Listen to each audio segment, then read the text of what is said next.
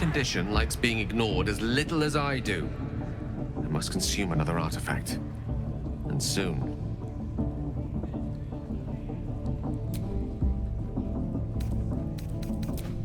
Thank you.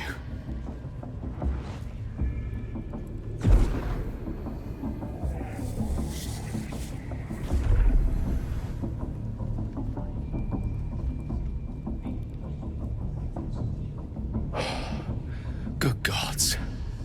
I don't know what to make of this. 3 artifacts is a positive glut of magic. Yet my hunger only grows. Listen, I need to speak to you, to all of you. It would be unconscionable of me to remain silent. I might just be about to remedy that. You have to know who I was. You have to know who I really am. What I am is a walking shadow of the promise I once held. I'm what one might call a wizard prodigy. Who from an early age could not only control the weave, but compose it.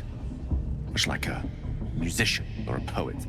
Such was my skill that it earned me the attention of the mother of magic herself. The Lady of Mysteries. The goddess Mystra. She revealed herself to me and she became my teacher. In time she became my muse. And later even my lover.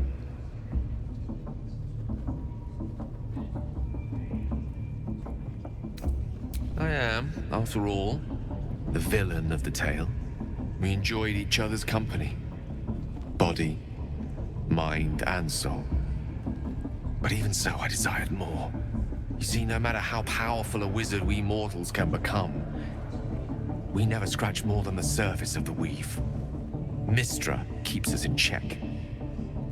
There are boundaries she doesn't let us cross, yet every time I was with her, I stood on the precipice, gazing into the wonders that lay beyond. I sought to cross her boundaries.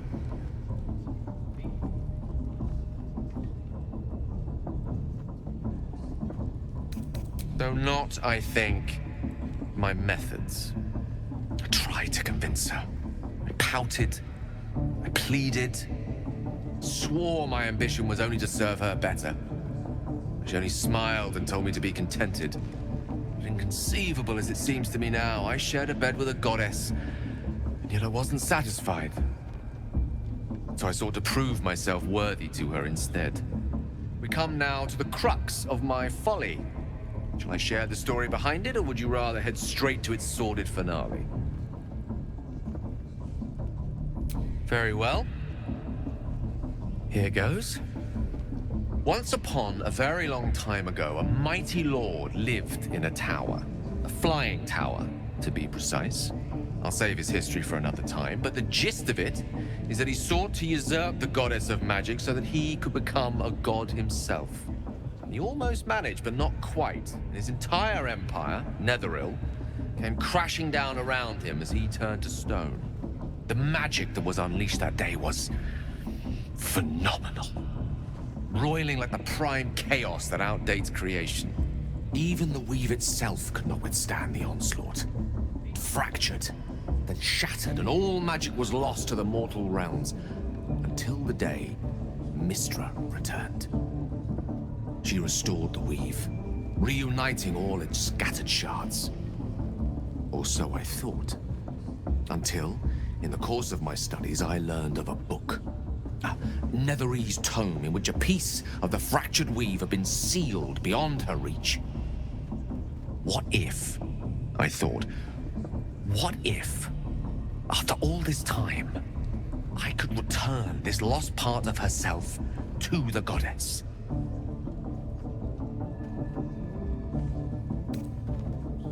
You know me.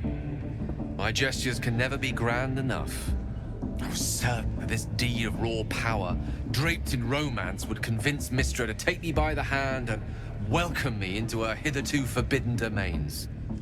I was mistaken. I obtained the fabled book and took it into my study. As for what happened next... Here. Place your hand over my heart. Let me show you.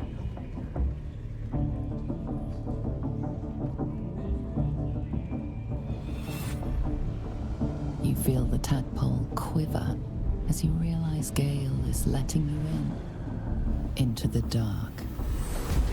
You see through Gale's eyes, staring down the corridors of a dread memory. A book, bound, and suddenly opened. Inside there are no pages, only a swirling mass of blackest weave that pounces. Its teeth, its claws, it's unstoppable as it digs through and becomes part of you. And gods, is it ever hungry. What is it? What do you see?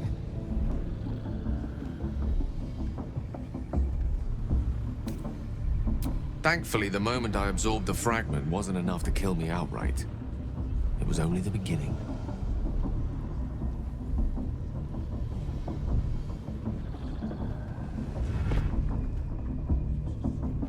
This Netherese blight, this orb, for lack of a better word, is balled up inside my chest.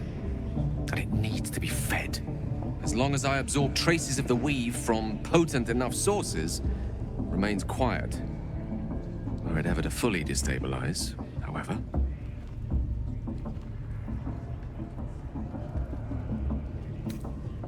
Rather worse, actually. I will erupt.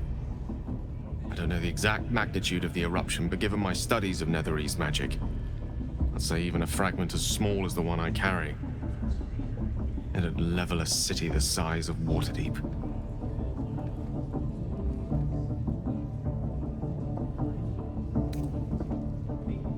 I know. All of this. It must feel like a betrayal. Say the word, and we'll part ways.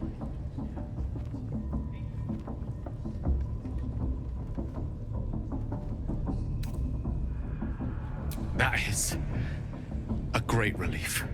Oh, a great relief indeed. You truly are a soul that steals my own. From all my new rallied heart, I thank you. I thank you all. I understand if you stand against me. I'm humbled if you stand with me. Either way, I will do my best not to let you down. I stand at a precipice, but if you do not give up hope, neither shall I. I'll fight. I'll resist as long as I can. Now, even I am tired of the sound of my own voice. Let us venture forth. Shugon al Shukok, Otashokek Dor! I command you, corpse. Speak. Reveal truth to the Absolute. Nothing. Must be reading it wrong. Shugon al Shukok. The hobgoblin turns to you, and the parasite squirms in your skull. Dragonborn. You taste the ale on his tongue and the bile in his soul. The visions cloud your inner eye for a brief moment once again. You see the hobgoblin bowing before the armored elf you'd glimpsed before. The elf speaks of the hunt for a great weapon and the rewards that will go to whoever finds it. The hobgoblin's eyes gleam hungrily. Guess it doesn't matter what you are. You're a true soul. And that's good enough for me. He doesn't speak his next words, yet they still rattle your skull from within. You ever talk to a dead squid? Now's your chance.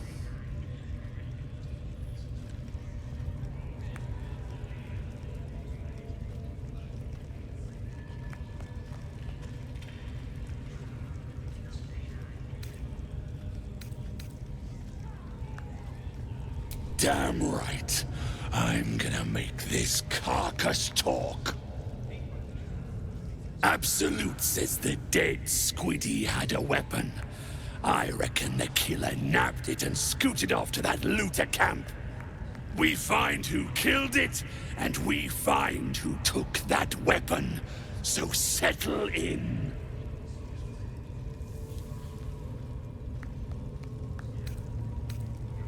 Then take it. Absolute knows I'm not getting anywhere. You read aloud the words on the scroll.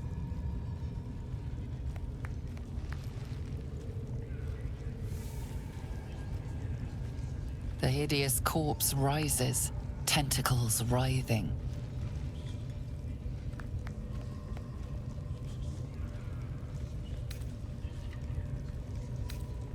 Ragzlin scowls, shocked by a question you shouldn't have asked, and a jolt shoots through you. The creature speaks in visions. A swarm of Githyanki dragon riders, silver blades held high, control panels melting, flesh pods spilled open. I saw it too. Gith on the hunt. They know something.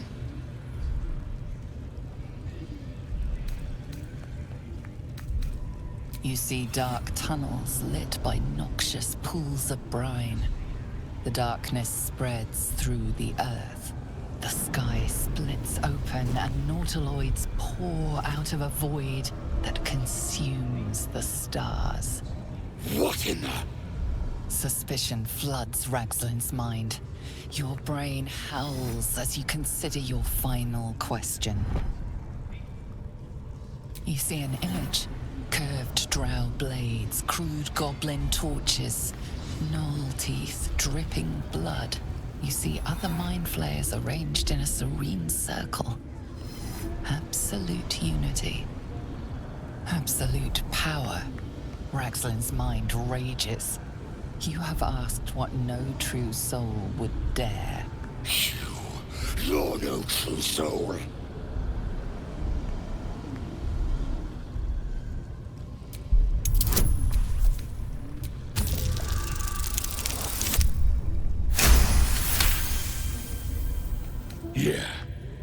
Yeah, you're right. You're a real true soul. I felt it. The corpse collapses, silent once more. No, I'm not done! Riddles, all of it, and nothing to show for the trouble but rotting squid meat. No answers, no killer, and no damned weapon. That damned Drow was right. Can't let her get all the glory. Seems I ain't done with you. Report to the Drow. Minthara's the name. She's mounting an attack on that blasted grove. Tell her you'll join her. Praise the Absolute. I didn't mean nothing by it, your ladyship. Honest, I didn't. Life, much like your words, is meaningless, whelp.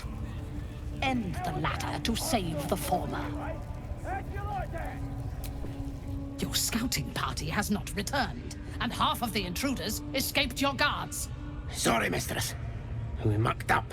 Until their sanctuary is found, I will take something precious from you every hour that passes.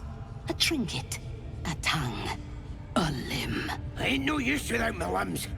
The lad'll make the prisoner squeal soon enough, I swear. Silence now, creature, or I will silence you forever. As she turns to you, her thoughts mingle with yours. A cold hand caressing your brain. The chamber melts away to reveal a dark, endless nowhere. In it, you see a vision. The drow listens as a pale-eyed young woman whispers in her ear. One of those the voice spoke of. One of the chosen. The vision fades away. A true soul? Praise be. Are you here to join my hunt?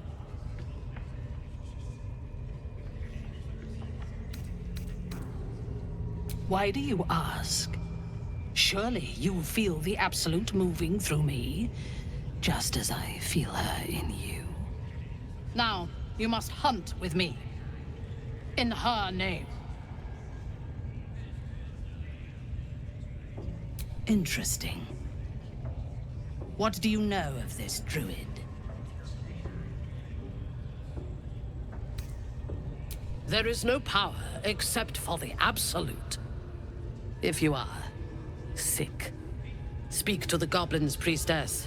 She too is a true soul.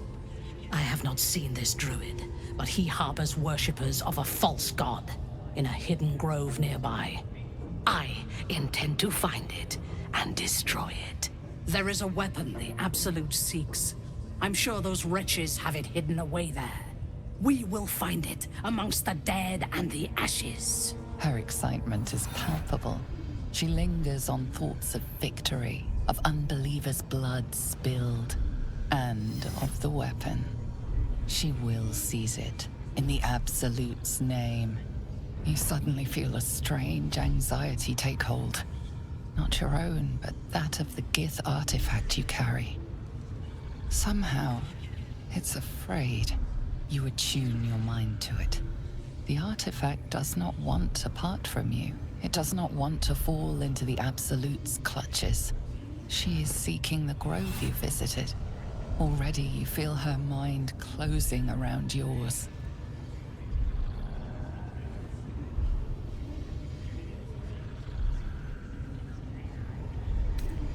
My patience wears thin, true soul.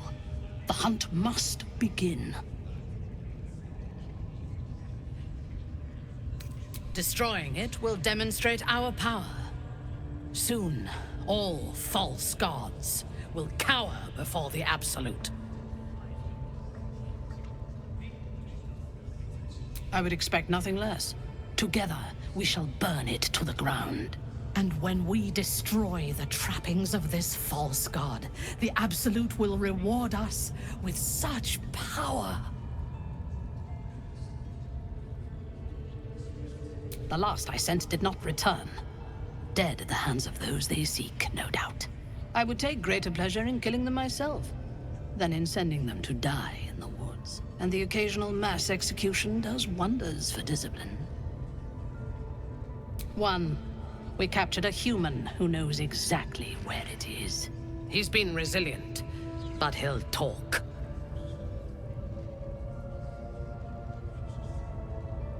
Excellent.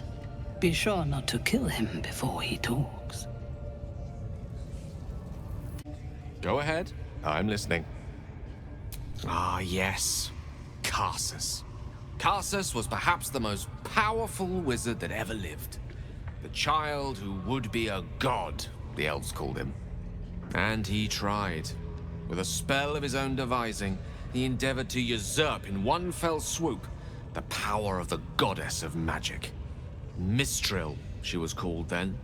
Imagine what it must have felt like. To be a god. To know yourself, to be untouchable. To be mistaken. As Karsus aimed his spell at her, she began to unravel. And with her, the entire weave. Too late did he realize what he had unleashed. It would have been the end of everything had not Mistral sacrificed herself. The goddess of magic is all magic. By dying, the entire weave was lost, and the spell that challenged a god failed. It was the end of Mistral. The end of Karsus, and the end of an entire civilization. As the child who would be a god was turned to stone, his empire came crashing down around him. The floating cities of Netheril were no more. An event that came to be known as Karsus's folly.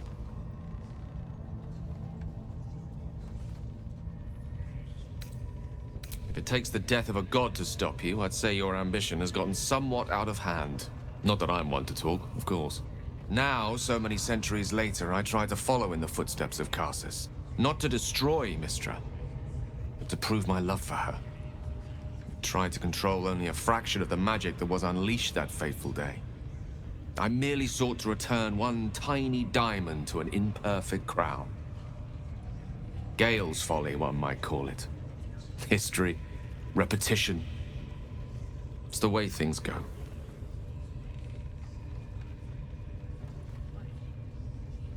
If it should ever come to that, if I ever know I am no longer able to stop it, I will do anything I can to ensure no one but me pays for my mistakes. I will find the remotest place on the surface of Faerun, or perhaps far below in the depths of the Underdark. I will await that death, alone. I promise I will not betray your trust. You kept me by your side despite the menace that I am. If worst comes to worst, I will be long gone before the curtain falls.